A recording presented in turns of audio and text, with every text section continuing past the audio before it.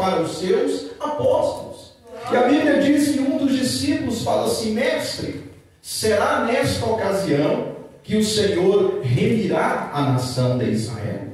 Porque o sonho deles, irmãos, era voltar nos dias áureos do rei Davi e do rei Salomão. O sonho deles era saírem debaixo da escravidão romana que oprimia eles por demais. A vontade deles era voltar nos dias prósperos, nos dias claros, nos dias abençoados, aonde Israel tinha paz, aonde Israel tinha sossego, aonde Israel vencia os seus opressores. Este era o sonho do povo de Israel no tempo de Jesus Cristo. E um dos discípulos que tinha este mesmo sonho, porque ele era um judeu raiz, ele era um israelita de sangue, ele fala: mestre, porventura será neste tempo que tu remirás a nação de Israel? E Jesus olha para ele e diz: olha, não vos compete ou não vos convém saber quais os tempos e as estações que estão preparados pelo próprio Pai. Mas, aí Jesus muda o rumo da conversa: mas permanecei, ficai em Jerusalém, porque do alto vos serás revestidos de glória. Ou seja, aqueles discípulos ainda não entendiam que a grande edificação estava apenas começando.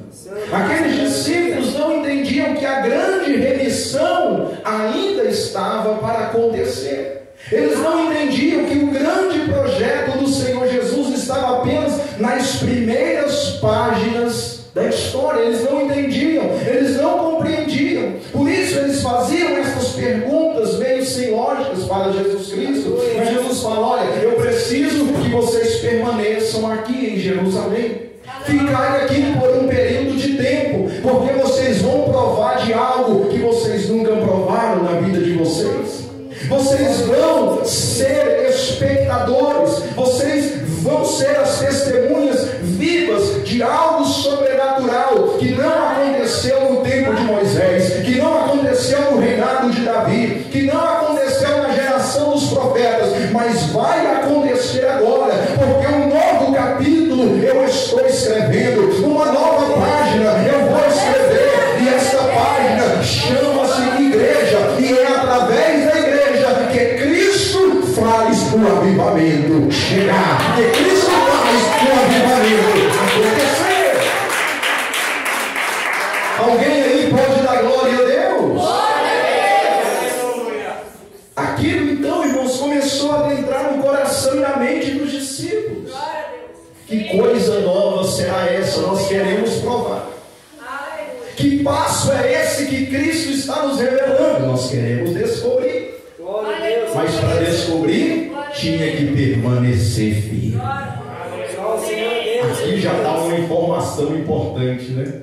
Tem gente, pastor Tiago, que corre atrás do avivamento, mas não quer se manter firme na presença de Deus para conhecer o avivamento. Então a primeira informação já está aqui: fiquem em Jerusalém.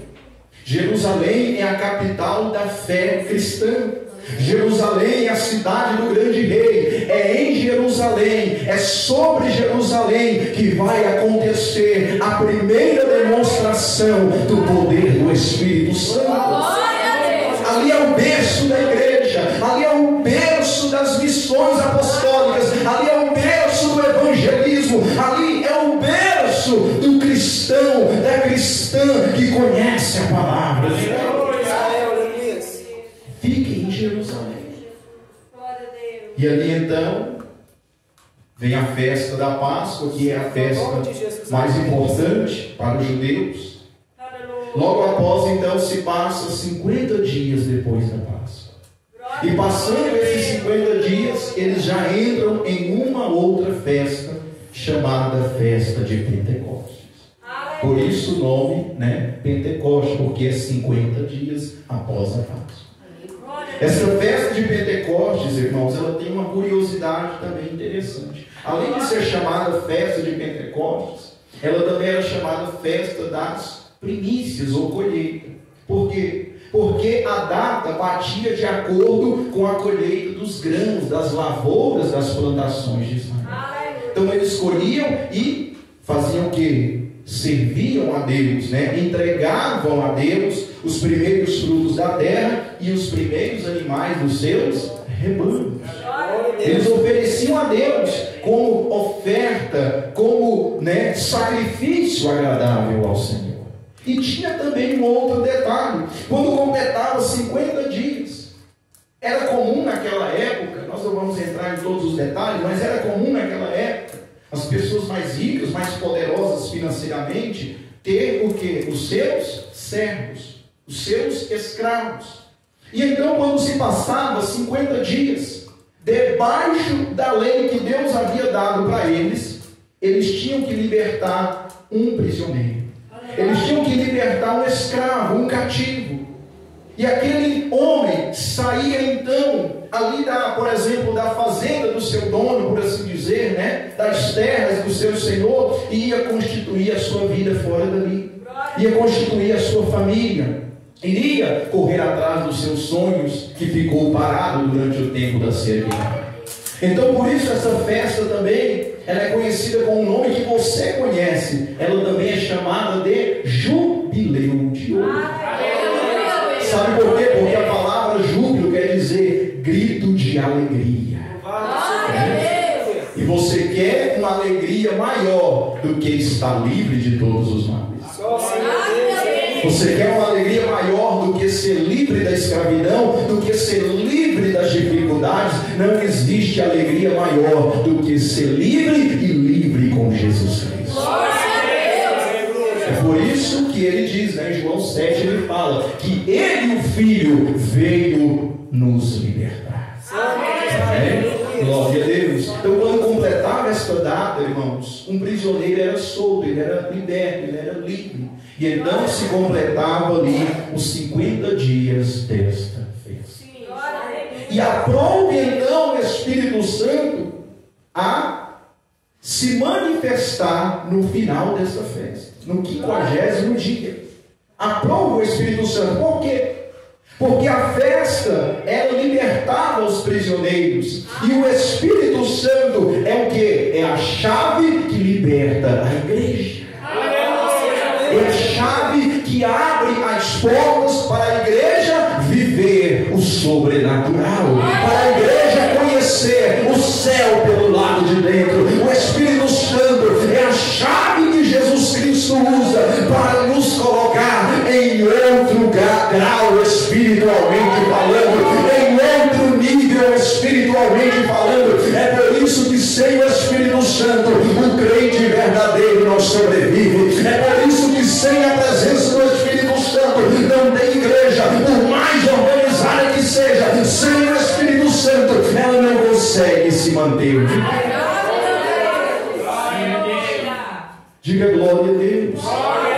Então, quando o Espírito Santo se manifesta naquela ocasião, é como se Jesus estivesse dizendo: eu agora liberto vocês para uma nova etapa.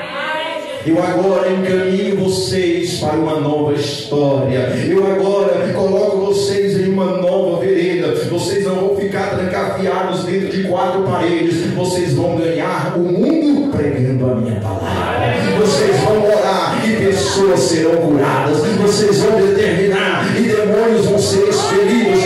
Vocês vão orar em meu nome e eu vos concederei o vosso pedido. Vocês clamarão e eu me manifestarei. Onde tiver tristeza, vai habitar a alegria. Aonde tiver problema, vai reinar a solução. Aonde tiver a doença, vai reinar a saúde. Aonde tiver a porta fechada, através do Espírito Santo, ela se abrirá. Ela pode.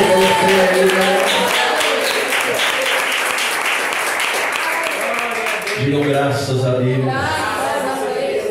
Então, queridos, os discípulos, eles andaram com Jesus aproximadamente 3 anos e meio.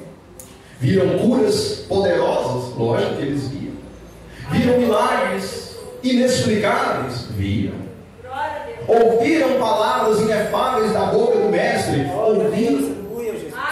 Mas Jesus estava reservando ainda para eles algo maior. Jesus estava reservando para eles algo diferente do que eles estavam acostumados a vivenciar. Aleluia. Eles tinham que passar, irmãos, por um aprimoramento, por um aperfeiçoamento, porque quando Cristo volta para o céu, os discípulos, eles estão agora o quê? Caminhando por sua conta. Com uma exceção, com o auxílio do Espírito. Jesus Cristo vai para que o Espírito Santo venha, para que a igreja não caminhe sozinha. Aleluias. Então, irmãos, você já conhece a história. Quando foi então no dia de Pentecostes, o Espírito Santo ali entrou naquela casa e batizou e encheu ali os 11 discípulos, porque Judas, já tinha morrido. Mas batiza ali os 11 discípulos, mais algumas outras pessoas que estavam naquele dia tão glorioso. E imediatamente eles começaram a anunciar, a pregar, a profetizar, a receber os dons, as ferramentas que Deus tinha dado para eles. Aleluia! E ali a Bíblia ainda diz, irmãos, que muitos até duvidaram. Louvado seja Deus. Como hoje em dia, irmãos, ainda duvidam do poder do Espírito Santo. Jesus, glória a Deus. Ainda desacreditam. Apesar que hoje em dia, não estou falando de todos, mas uma certa maioria por aí tem banalizado o Espírito Santo. Tem feito, brincadeiras dizendo que é o Espírito Santo.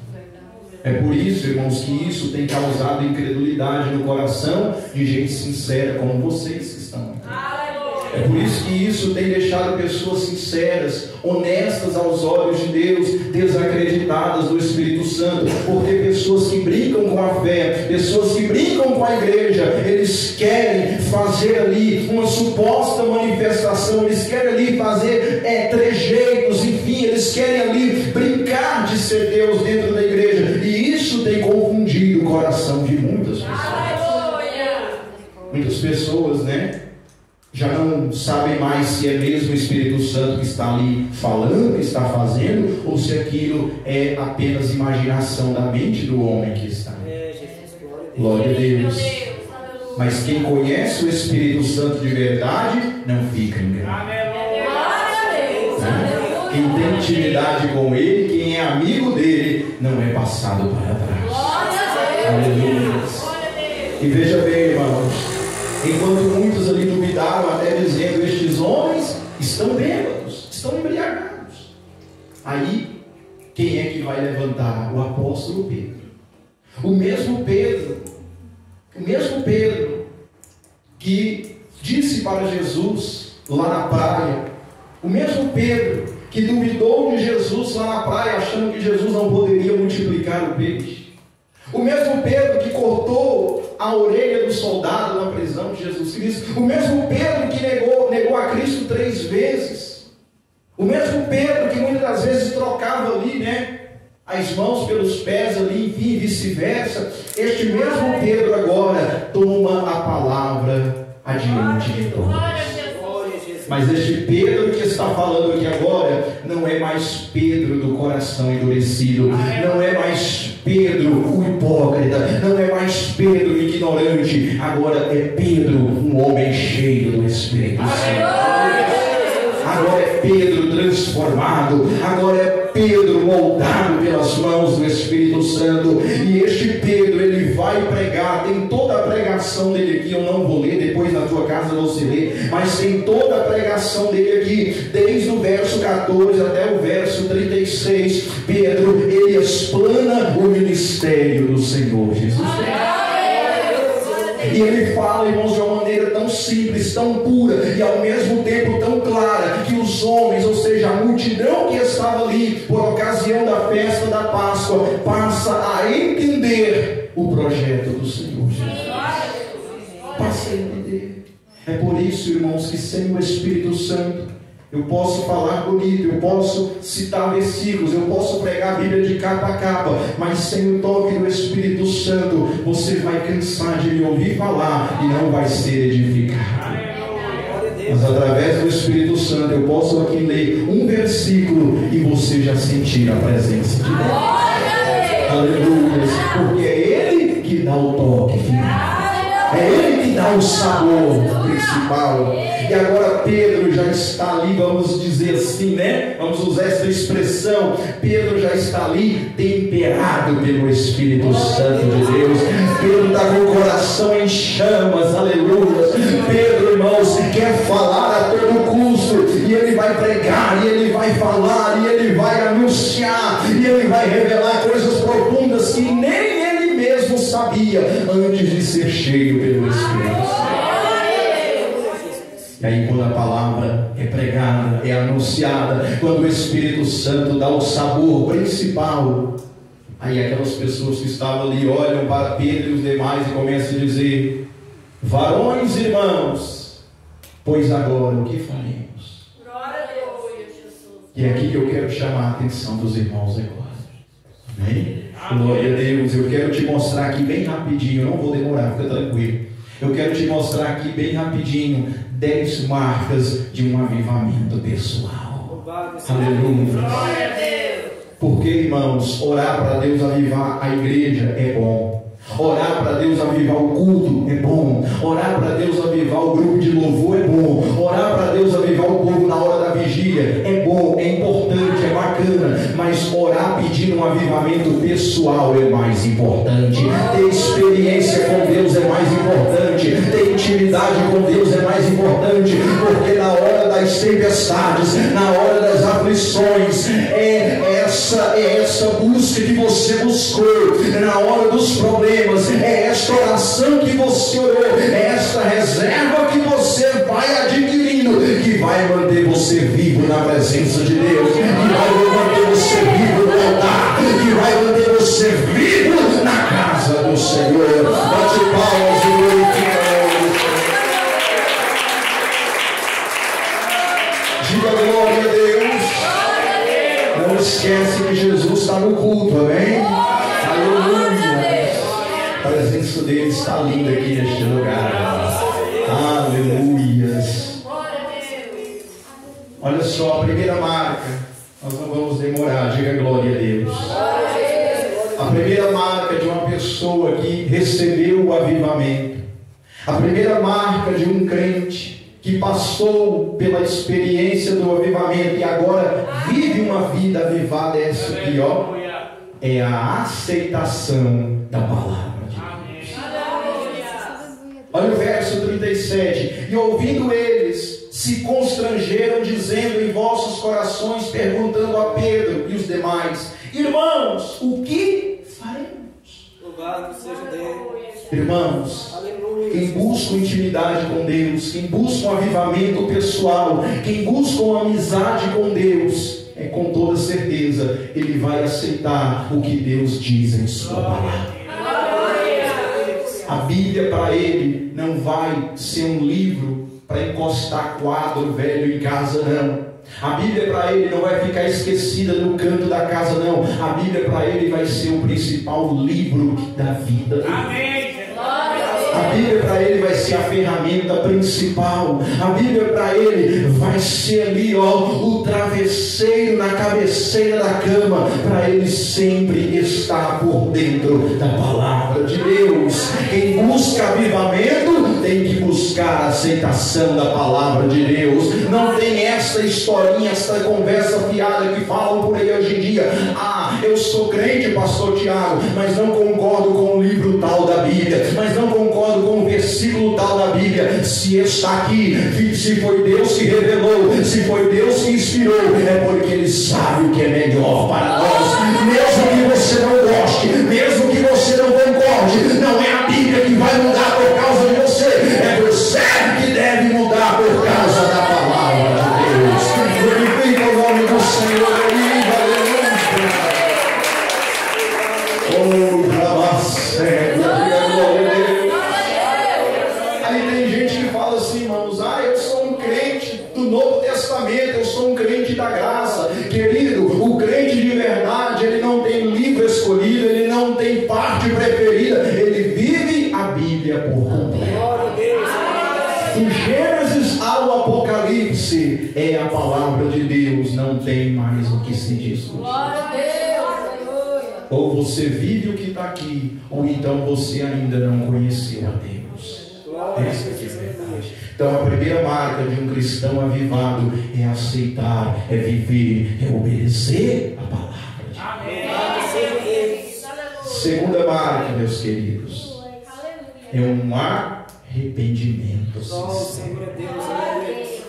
Olha o versículo 38, ó. E disse-lhes Pedro: arrependei-vos, pois, e cada um de vós seja batizado em nome de Jesus, ou seja, debaixo da autoridade de Jesus, para perdão dos pecados, e recebereis o Espírito Santo. Louvado seja Deus. O passo que eles tinham que dar aqui não era dar o maior dízimo, a oferta mais gorda, não era bajular o sacerdote lá do templo, não era trazer oferenda nenhuma, porque isso, depois que Jesus morreu na cruz, nem valia mais. Não, o que eles tinham que fazer era passar, ter um arrependimento sincero. Essa é a segunda marca de uma pessoa que é avivada por Deus. Ele se arrepende de maneira sincera aos olhos do Senhor. É por isso que quando você lê Hebreus no capítulo 11, que fala a galeria dos heróis da fé, né? Que é o nome que você vê lá? Você vê dois nomes, né, pastor Tiago? Que não poderia estar lá, que não deveria estar lá: Sansão e Davi. Os dois que mais pintaram e bordaram na presença de Deus, por assim dizer. Mas Sansão e Davi estão lá. Se eles estão lá, significa que eles foram perdoados. E se eles foram perdoados, significa que eles passaram pelo arrependimento. Porque Deus, querido, Deus não engole. Olha só o que eu vou te falar aqui agora. Deus não agrada lágrima de crocodilo, não, tá? Cuidado com essas máscaras aí, cuidado com esse teatrinho que muita gente faz. Deus não engole isso, não. Agora, o arrependimento sincero, Deus aceita. Agora, o coração contrito, como diz o Salmo 146, Deus recebe, Deus agrada. Aí vem o perdão, vem a misericórdia, vem a graça salvadora e nos transforma conforme a imagem do Filho de Deus. Você pode aplaudir mais alegre em nome do Senhor. Arrependemos. Há 50 dias atrás deste acontecimento, essas mesmas pessoas que estão falando que agora, Pedro, o que nós vamos fazer? Você sabe como é que eles estavam? Crucifica, mata ele, acaba com ele, ele é um mentiroso. Eles estavam, né, pastor Tiago, no meio da multidão lá, olha, irmãos, blasfemando contra Jesus. E agora estão aqui, ó, com o coração, ó, dilacerado, preocupados, arrependidos, querendo uma nova vida. E Deus tem, irmãos. Deus só não tem para quem não quer. Para quem quer, Ele tem, e a Bíblia diz que Ele tem em abundância. Terceira marca, irmãos. Terceira marca, diga glória a Deus. Depois que eu aceito a verdade, a palavra, eu conheço, enfim. Depois que eu me arrependo de uma maneira sincera que agrada a Deus, aí vem a terceira marca, ó, confissão pública. Parece estranho, mas o que é isso? Olha o versículo 41 para você entender. De sorte que foram batizados os que de bom grado receberam a sua palavra. Está vendo que lá atrás teve a aceitação e o arrependimento. Sem aceitar a palavra, sem arrepender, sem conhecer, você não chega no batismo. Batismo não é tomar banho, tá? Batismo é remissão dos pecados através da simbologia da água. Tá bom? Glória a Deus. Então olha só, verso 41. Depois que eles receberam a palavra, então naquele dia se agregaram, né? Ou seja, vieram para o meio da igreja quase 3.000 almas. Louvado seja Deus. Numa simples pregação, Pedro e os demais discípulos ganharam 3.000 pessoas para o reino. Glória a Deus. Seja Deus. Era para o seu glória sair até mais forte. Amém? Glória a Deus. Né? Confissão pública. Pastor, que confissão é essa? Tá? Não é ir lá no padre, não. Tá bom? Isso não existe. O padre é pecador igual você.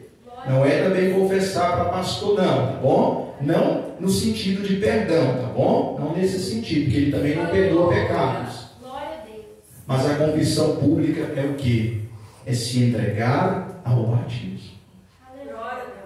Aquele ritual, aquela cerimônia, que eu acredito que a maioria aqui já passou por isso, de você mergulhar na água, é o quê? Morte, sepultamento e ressurreição do Senhor. Glória a Deus!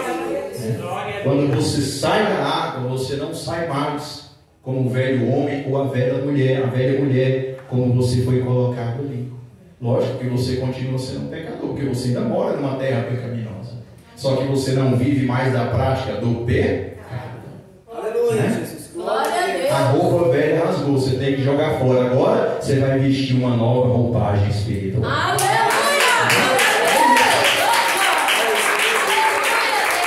E quando você está lhe batizando, você está confessando espiritualmente falando que Cristo é o seu Senhor, que você morreu para o mundo, que você é uma nova criatura e que a partir então daquele momento, lógico, né, irmãos, ninguém é perfeito, mas você vai lutar, esforçar para ser melhor na presença. Glória a Deus! Né? Você vai lutar para ser uma nova pessoa.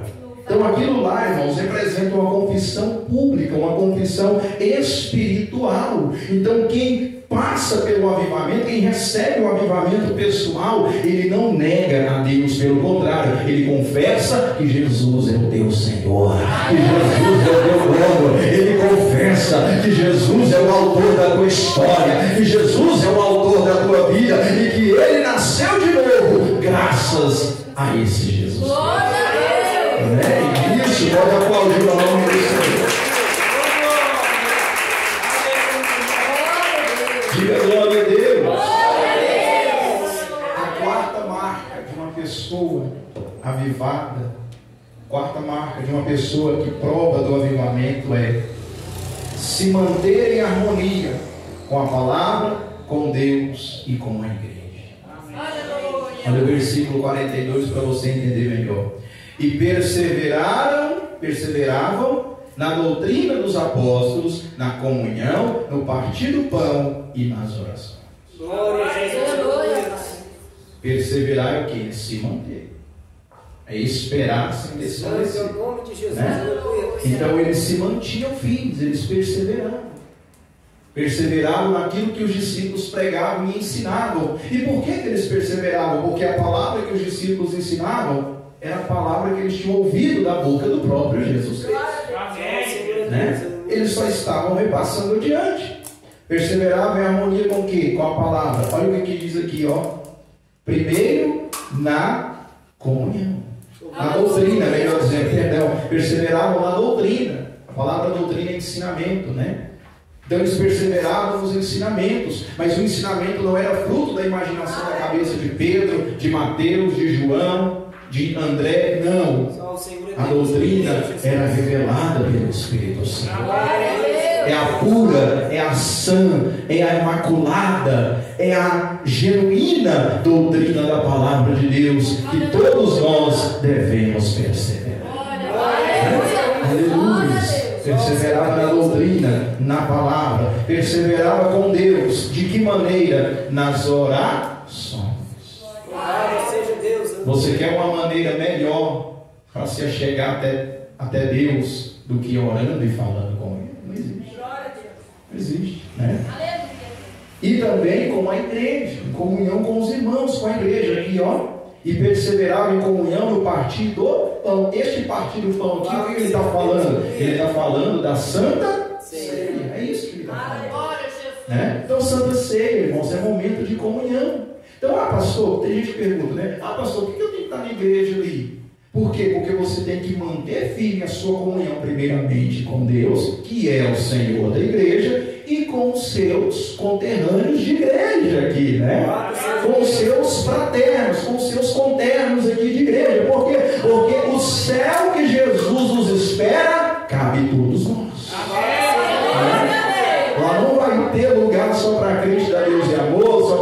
igreja quadrangular e por aí em diante. Não, lá é um lugar amplo que vai caber todo mundo, irmãos. Então é por isso que nós temos que aprender e viver em comunhão aqui já na terra, para chegar lá afiado na presença de Deus. Por isso que o apóstolo Paulo nos aconselha que mesmo sendo difícil, mesmo que às vezes não dá muito certo, mas nós como filhos e filhas de Deus temos que aprender a suportar uns aos outros em amor. Em amor. Eu sei que não é fácil, né? É tão difícil, pastor Tiago, que ninguém deu glória a Deus, né? Glória a Deus, tá vendo? Tá vendo como que a gente pega vocês? É tão difícil você nem glória a Deus, né? Mas, meu querido, ó, tira esse irmão, essa irmã que está atravessada na sua garganta, porque sua briga é com o diabo, tá bom? Vamos bater palmas e glorificar o nome do Senhor. A quinta marca, irmão, já estamos no final. A quinta marca é respeitar e obedecer a Deus. Quem prova do avivamento, ele respeita. Tem muitas pessoas que acham, né, que o termo temer a Deus na Bíblia só significa ficar com medo de Deus. Você sabia que o ser humano não tem medo de Deus? Não tem. É verdade. Porque se a raça humana tivesse medo de Deus, não tinha acontecido o que aconteceu. Nós não estaríamos aqui agora, pastor Tiago. Não existiria o bairro das Bandeiras, Anápolis, Brasil. Não existiria. Nós estaríamos aonde? Ainda no Jardim do Éden. Desfrutando, né, de toda a alegria, de toda a beleza, de todo o conforto. Mas o ser humano, irmão, não respeita, não teme a Deus. Ele finge que tem medo de Deus, mas ele não teme a Deus. Por isso que Deus, irmãos, não quer que venhamos ter medo dele, como se ele fosse um monstro, como se ele fosse um bicho. Não. A Bíblia diz que quando Deus fazia o monte estremecer, quando Deus mandava-lhe fogo para consumir os holocaustos, o povo de Israel se afastava com medo da glória de Deus. Mas no Novo Testamento você vê o que? Você vê o mesmo Deus do tempo de Moisés, só que agora na pessoa de Jesus Cristo, não com raios e trovões, mas vindo, abraçando, amparando e amando, porque este é um Deus verdadeiro, este é um Deus que nos ama de verdade. Lógico que no tempo do Antigo Testamento foi uma dinâmica que Deus usou, mas agora no Novo Testamento o mesmo Deus, irmãos, ele não mudou, tá bom? Não são dois deuses, só existe um Senhor e Salvador, que é Jesus Cristo. Ele vem agora em corpo, ele vem agora em carne, ele vem agora fisicamente para sentir a sua dor, para passar o que você passou e no final te entregar o galardão da vitória. Pode bater palmas e glorificar o nome do Senhor. Então, irmãos, em prova do avivamento, ele respeita e obedece a Deus, a sua palavra. Olha o versículo 43. E em todas as pessoas havia temor, não no sentido de medo, tá? Aqui é no sentido de respeito. Havia temor, e muitas maravilhas e sinais se faziam por meio dos apóstolos. Olha aí, não precisava. Glória a Deus, aleluia, Jesus. Só o Senhor. Não precisava, né, perturbar a paciência de Deus, porque hoje em dia tem uns pregadores de misericórdia, parece que eles querem obrigar Deus a falar. Eles querem obrigar Deus a curar, a libertar, a revelar, a fazer milagre. Não, Deus não precisa disso, irmão. Ele faz e fala a hora que ele bem quiser. Glória a Deus. Não precisa a gente marcar horário com Deus. Ele faz a hora que ele quer. Glória a Deus. Então aqui, ó, quem é avivado de verdade, ele respeita os limites da palavra de Deus. Ele respeita os parâmetros da palavra de Deus. Ele obedece, ele tem temor, ele tem zelo, ele tem carinho pela palavra. Sexta marca, diga glória a Deus. O crente avivado, ele sabe trabalhar em união. Talvez isso aqui hoje em dia, né, seja ferida dentro da igreja. E eu estou falando no âmbito geral, não é só a respeito da igreja de Deus e amor, não, tá bom? Em geral. Todo lugar que você vai, irmãos, a reclamação é a mesma, né, pastor Tiago? Aqui não tem união. Aqui não tem união, aqui falta união, né? Por quê, irmãos? Porque nós Hoje em dia, né, nós desacostumamos a trabalhar unidos. Hoje cada um quer nadar para um lado do rio. Não é assim, queridos. Nós estamos no mesmo rio, nós estamos no mesmo barco e vamos chegar, pelo menos uma grande maioria, no mesmo destino. Então, meu querido, faz uma força aí, porque se você remar ao contrário, o barco não sai do lugar. Amém? Quem é avivado de verdade trabalha em união. Olha o verso 44 aqui, ó. Aleluia. Todos os que criam estavam juntos. Agrupados, unidos, o mesmo pensamento, a mesma visão, estavam juntos e tinham tudo em comum. Glória a Jesus, aleluia. Versículo 45: vendiam suas propriedades e bens e repartiam com todos segundo as necessidades de cada um. Louvado seja Deus, aleluia. Ah, irmão, a irmã fulana está doente. Ah, não estou nem aí, que ela morre logo. Hoje em dia os crentes hoje pensam assim. Ah, o fulano ali está passando um problema. O problema é dele, não é meu e aí. Né? Ou seja, a falta de união, irmão, de amor, de complacência, de compaixão, está nítida no coração das pessoas. Aí vem um crente desavisado, né, pastor Tiago, que fala assim, ó, o versículo lá de Mateus, né, capítulo 24, versículo 12, realmente está se cumprindo, meus irmãos. Olha a falta de amor que tem no mundo. Mas ele não vê que nem ele não ama ninguém. Né? Ele não vê que às vezes na igreja que ele congrega não prega amor mais. Fala de amor, mas não se vive mais o amor.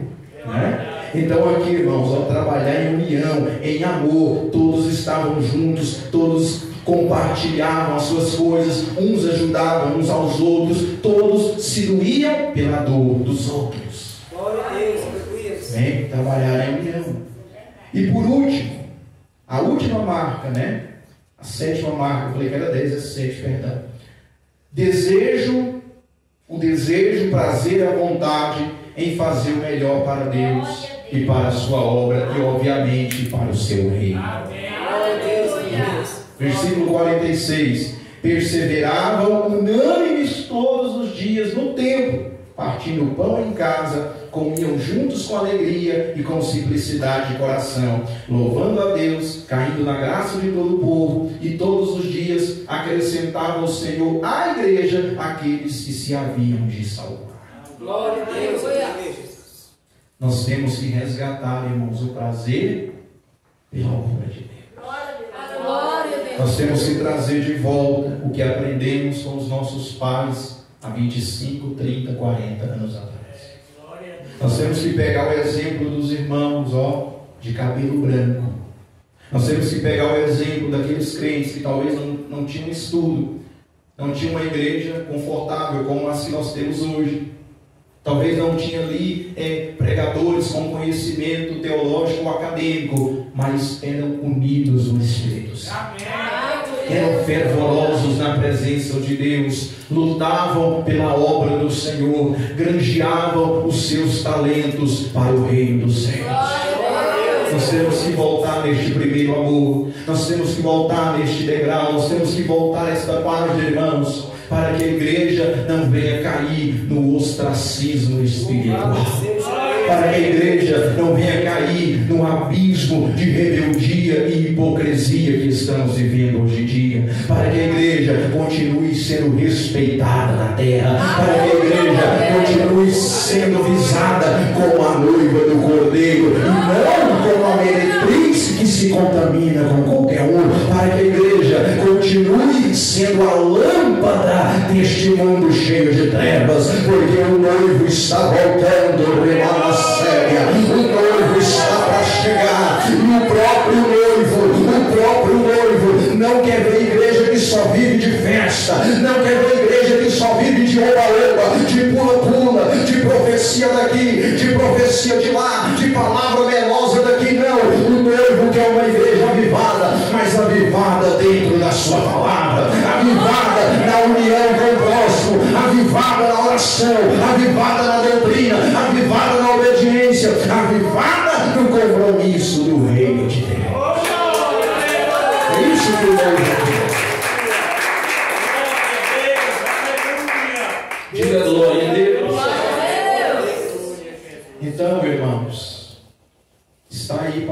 a palavra de Deus, amém? Aleluia. Busque sim o avivamento na igreja onde você frequenta, onde você congrega. Busque, não tem problema, você tem que buscar mesmo.